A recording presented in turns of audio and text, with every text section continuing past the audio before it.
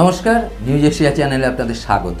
যে বিষয়টি নিয়ে এখন আলোচনা করতে চাইছি যে সর্বহারা দলে কোটিপতি প্রার্থী, যারা নিজেদের সর্বহারা দলের প্রতিনিধি মনে করেন, যারা নিজেদের সর্বহারা দলকে দলের একজন নেতা মনে করেন, যারা নিজেদের একেবারে প্রান্তিক মানুষের প্রতিনিধি হিসাবে নিজেদেরকে তুলে ধরার চেষ্টা করেন, সেই কারা তাদের সম্পত্তি কেমন, এই বিষয় নিয়েই আজকে একটু আলোচনা করব।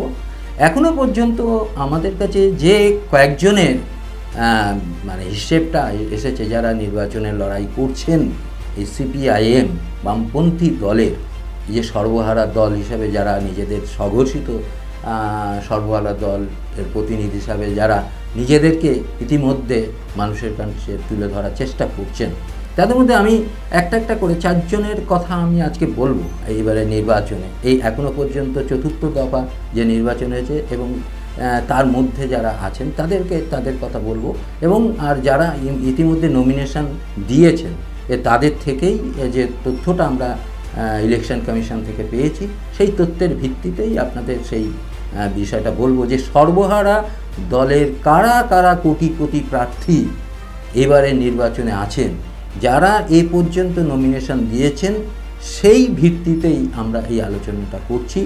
সেখানে আমরা দেখছি যে প্রথমে অন্যতম ধনী হিসাবে যিনি আছেন জলপাইগুড়ি কেন্দ্রের দেবরাজ বর্মন, তিনি তার কেন্দ্রে এই জলপাইগুড়ি কেন্দ্রে দাঁড়িয়েছেন। তিনি তার কেন্দ্রে যে 7 জন প্রার্থী দাঁড়িয়েছেন, তার মধ্যে সবচেয়ে ধনী হচ্ছেন তিনি। এবং এই যে লাল ঝান্ডা পার্টির এই যে ধনী ব্যক্তি এই দেবরাজ বর্মন, তিনি কিভাবে ধনী, তার সম্পদের পরিমাণটা কি একটু বললে আপনারা বুঝতে পারবেন। যার সম্পদের পরিমাণ এই মুহূর্তে 3,47,468 টাকা, তিনি যেটা নির্বাচন কমিশনকে জানিয়েছেন। তার পলিসি ও গয়না আছে 1 কোটি টাকারও বেশি।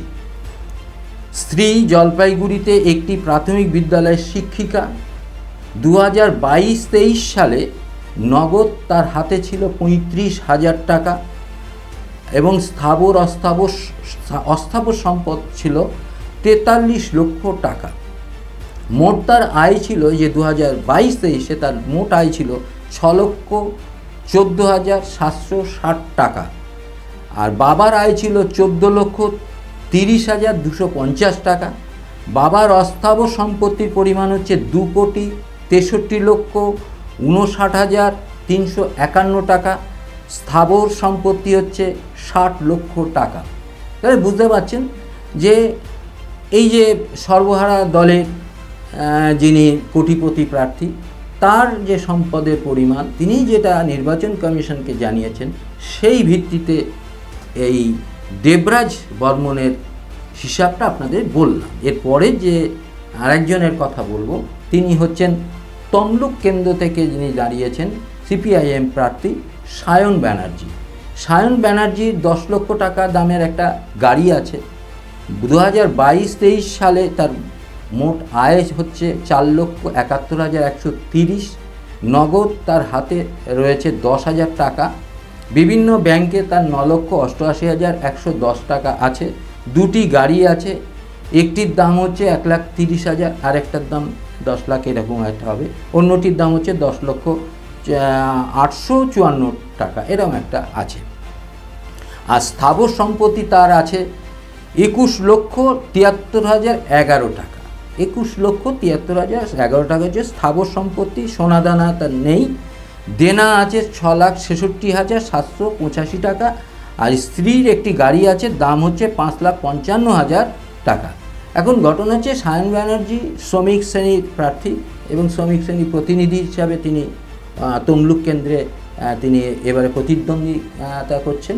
এখন স্বাভাবিকভাবে তার এই যে হিসাব যেটা নির্বাচন কমিশনকে দিয়েছে, সেখান থেকেই আমরা যে তথ্যটা পেয়েছি সেটা আপনাদের জানানোর চেষ্টা করলাম। এরপরে যে প্রার্থীর কথা বলবো, লোকসভা কেন্দ্রে যে হলফনামা দিয়ে যিনি বলেছেন, মুর্শিদাবাদ কেন্দ্রের প্রার্থী মোহাম্মদ সেলিম, তার মোট সম্পদের পরিমাণ কত আপনারা জেনে নিন, তাহলে বুঝতে পারবেন। তার মোট সম্পদের পরিমাণ হচ্ছে 1,68,51,000 টাকা। মুর্শিদাবাদ কেন্দ্রের সিপিআইএমের প্রার্থী সর্বহারা দলের কোটিপতি প্রার্থী আপনি বলতে পারেন। 2022-23 সালে তার মোট আয় ছিল 4,15,580 টাকা। তার স্ত্রীর আয় 5 গুণ, তার স্ত্রীর আয় ছিল 19,08,610 টাকা। মনোনয়ন পেশের সময় তার হাতে নগদ ছিল 2,500 টাকা, স্ত্রীর হাতে নগদ ছিল 6,500 টাকা।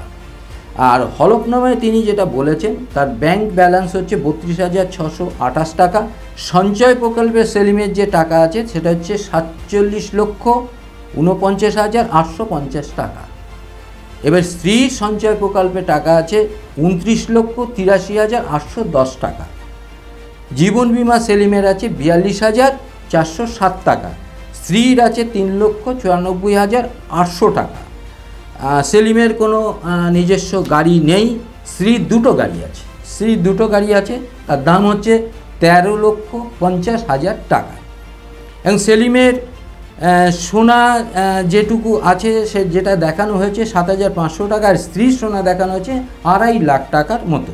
সব মিলিয়ে সেলিমের অস্থাবর সম্পত্তি পরিমাণ হচ্ছে 48,34,885 টাকা, আর স্ত্রীর অস্থাবর সম্পত্তি হচ্ছে 65,98,556 টাকা। সল্টলেক এবং শিলিগুড়িতে স্ত্রীর নামে দুটো ফ্ল্যাট আছে, যার বাজার মূল্য হচ্ছে 26,70,000 টাকা। সব মিলিয়ে সেলিমের হচ্ছে 48,34,885, আর স্ত্রীর হচ্ছে 92,68,556। অর্থাৎ মোট এই যে কোটি টাকার কাছে তার আছে 1,41,03,441 টাকা সেলিমের আছে। এবং এই যে কোটিপতি, সর্বহারা কোটিপতি প্রার্থী, মুর্শিদাবাদের প্রার্থী মোহাম্মদ সেলিম, তিনি এইবারে লোকসভা কেন্দ্রে দাঁড়িয়েছেন, সিপিআইএমের রাজ্য সম্পাদক হিসাবেই তিনি আছেন। এই লোকসভা কেন্দ্রে কোটিপতি প্রার্থীদের মধ্যে তিনি একজন। এরপরে যে প্রার্থীর কথা বলবো, দলের হোল টাইমার হিসাবে যার নামটা আমরা জানি, তিনি হচ্ছে যাদবপুর কেন্দ্রের সিপিআইএমের প্রার্থী সৃজন ভট্টাচার্য। নির্বাচনী হলফনামায় থেকে আমরা যেটা জানতে পারছি, তার নিজস্ব গাড়ি সোনাদানা না থাকলেও তার মোট সম্পদের পরিমাণ 1,71,080 টাকা। সৃজনের মোট সম্পত্তি পরিমাণ হচ্ছে 1,71,080 টাকা। নির্বাচনী হলফনামায় সৃজনের হাতে নগদ টাকা আছে 2,500 টাকা। বেশ কয়েকটি ব্যাংক অ্যাকাউন্ট তার আছে। যাদবপুর স্টেট ব্যাংকে তার একটা অ্যাকাউন্ট আছে, সেই অ্যাকাউন্টে 1,31,546 টাকা আছে। বালিগঞ্জ স্টেট ব্যাংকে তার অ্যাকাউন্ট আছে, সেখানে আছে 1,36,559 টাকা। পিএনবিতে যে একটা অ্যাকাউন্ট আছে সেখানে কোনো টাকা নেই। দুটো গাড়ি আছে, একটি ফ্ল্যাট আছে, কসবার কাছে তার একটা ফ্ল্যাট আছে, তার আনুমানিক মূল্য হচ্ছে 15 লক্ষ টাকা। শান্তিনিকেতনে একটি বাড়ি আছে, তার মূল্য 26 লক্ষ টাকা। সৃজনের স্ত্রীর সম্পত্তি হচ্ছে নগদ 6,000 টাকা। বেশ কয়েকটি ব্যাংক অ্যাকাউন্ট তার স্ত্রীর নামে আছে, সেখানে চৌরঙ্গি এসবিআইতে তার যে টাকার পরিমাণ সেটা হচ্ছে 56,846 টাকা। পিএনবি বর্ধমানে তার আছে 17,405 টাকা, আর পিএফএফ অ্যাকাউন্টে আছে 80,000 টাকা। 30 গ্রাম মতন সোনা আছে, আর স্ত্রীর মোট সম্পত্তি হচ্ছে 4,17,886 টাকা। তাহলে এবারে আমরা এই চারজন এখনও পর্যন্ত যারা নমিনেশন দিয়েছেন, এইরকম চারজন প্রার্থী আমরা পেয়েছি যারা সর্বহারা প্রার্থী হিসাবে পরিচিত, এবং সেই সিপিআইএমের সেই চারজন প্রার্থী যারা কোটিপতি প্রার্থী হিসাবে রয়েছেন। এই রকম আরও প্রার্থী নিশ্চিত আসবে হয়তো পরবর্তীকালে, সেগুলো নিয়ে আমরা যখন যেমন পাবো তখন আপনাদেরকে জানানোর চেষ্টা করব। আপনারা সকলে আমাদের সঙ্গে থাকবেন, আমাদের চ্যানেলটাকে সাবস্ক্রাইব করবেন। নমস্কার। নিউজ এশিয়া, গণতন্ত্রের কণ্ঠস্বর।